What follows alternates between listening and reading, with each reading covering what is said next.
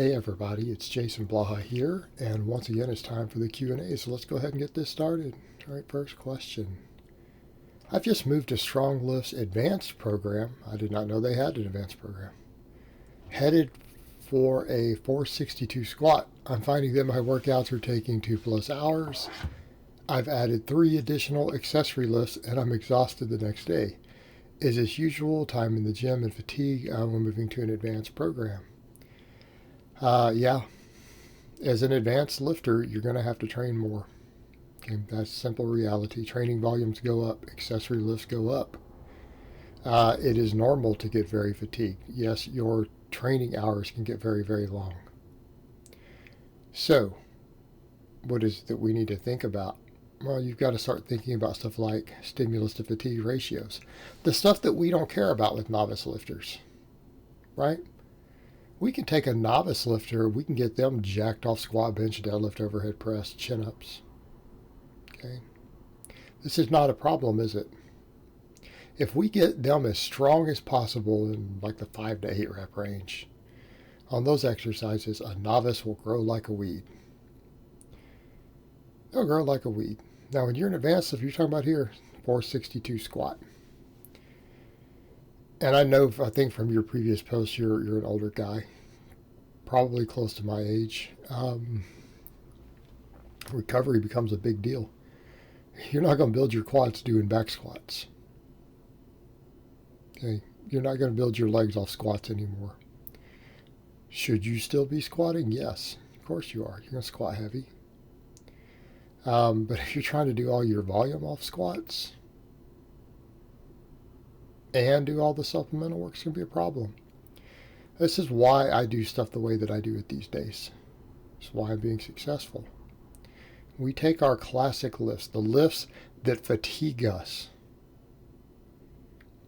We minimize our volume with them. We need to do them to stay strong or variations of them, yes. We've got to use easy to recover from stuff to grow. It's a reason I tell guys we do certain amounts of volume, even with intermediates, with box squats. Easier to recover from. Sumo deadlift, easier to recover from. Floor press is easier to recover from than a bench press. All right, this stuff starts to matter. Starts to matter, particularly when you're like, yeah, I'm an advanced lifter, and now I'm feeling really tired the next day. You have to start looking more carefully at our exercise selection. How much volume are you throwing at what lifts? Matters a lot.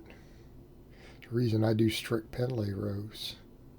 I can do more volume and recover from it if I'm stricter with them.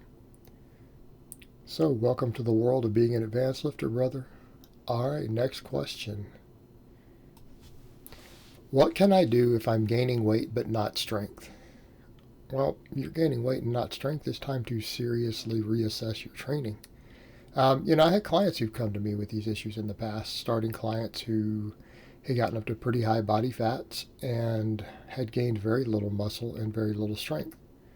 I think it's at that point you need to make an honest assessment with yourself about what you're really doing in the gym. And the reason I say that, did you know that when fat people gain fat, they gain muscle with it without doing any exercising? And if you're gaining muscle, you should be getting stronger. So if you're gaining weight and you're gaining fat, you're going to have to gain muscle by default.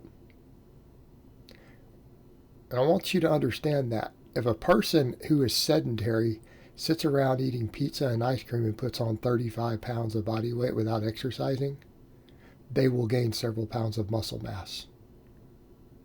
That is a medical and scientific fact. So if a fat person's gaining muscle just by overeating and you're sitting here gaining weight and gaining body fat and you're not getting stronger at all, it means you're not stimulating any new muscle growth. And when I say people need to assess themselves, I get guys who's like, well, I train hard. Do you train hard? Do you really train hard? How much volume are you doing? How hard are you exploding on your reps? A lot of guys think they train hard because they do some slow controlled bench press. even though they've been training a year. I understand a noob. We do this with noobs. They don't explode. They don't drive through with anything on every rep.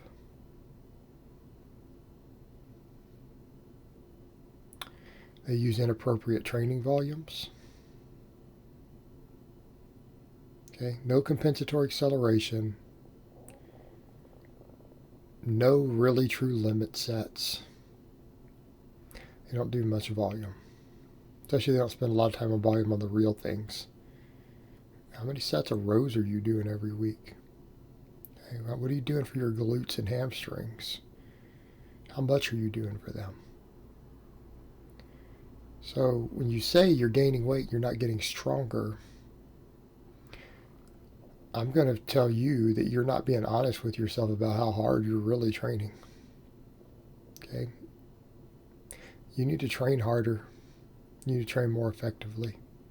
And harder doesn't mean, well, I did some really slow bench press with no explosiveness and no tightness until it felt like the bar kind of shifted funny to the side because I'm loose and flop around on the bench. No, man. And I know guys who say they train hard until I see them do this stuff. You're not being honest with yourself about it. And I'm going to bust your balls a little bit for that, just based on what you just wrote. You're not training that hard or that effectively. It's time to seriously reevaluate that. We give tough love here. It's because I care, and I want you to get results.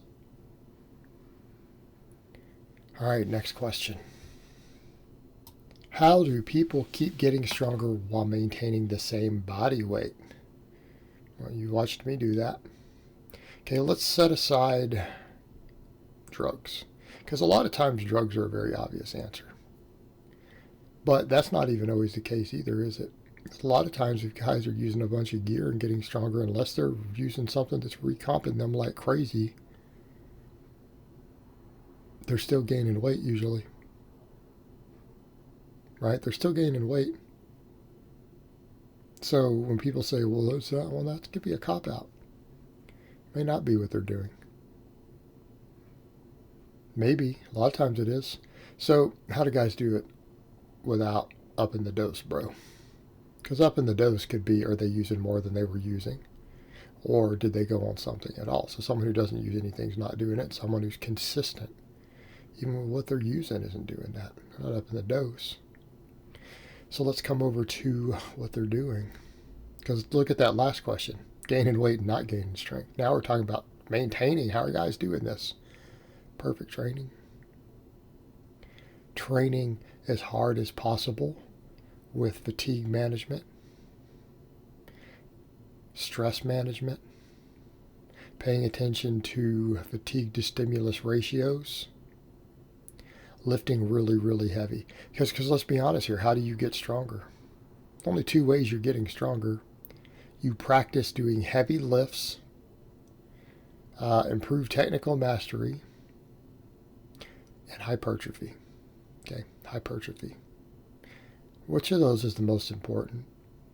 And if you tell me technical mastery, you're a moron. Because technical mastery is worth, unless your form is horrific, technical mastery is worth maybe 5%. All right, technical mastery turns a 400 squat into a 420 squat, okay?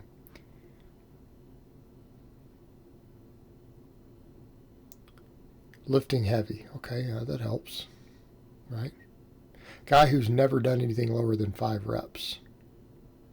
Do 5 reps with 400 on a squat. Comes in, lifts heavy. What's going to happen? All right, he'll get a 425 the first time he tries to max out. He's going to get stapled under 435. That's what's going to happen. A few weeks later, he'll hit 455.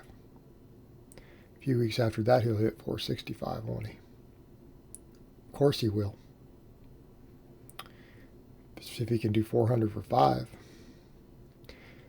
Outside of those situations, they're gaining muscle. They're recompositioning. They have their diet and their programming dialed in enough that they are gaining muscle and losing fat concurrently. That is the only way to do this in the long term. The other stuff is short term. Other stuff's short term. Right? the recompositioning. And you got to know what you're doing.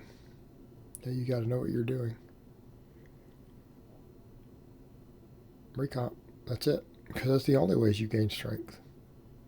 Those things that I named, that's it. There's no other way to gain strength. So if they're staying at the same body weight, they're obviously recompositioning. So they have everything dialed in, or they're using hefty amounts of that there cell tech while keeping the calories low. Alright guys, well that's really all I have to say on that today. I hope it's been informative, and I will talk to you guys next time in part 2.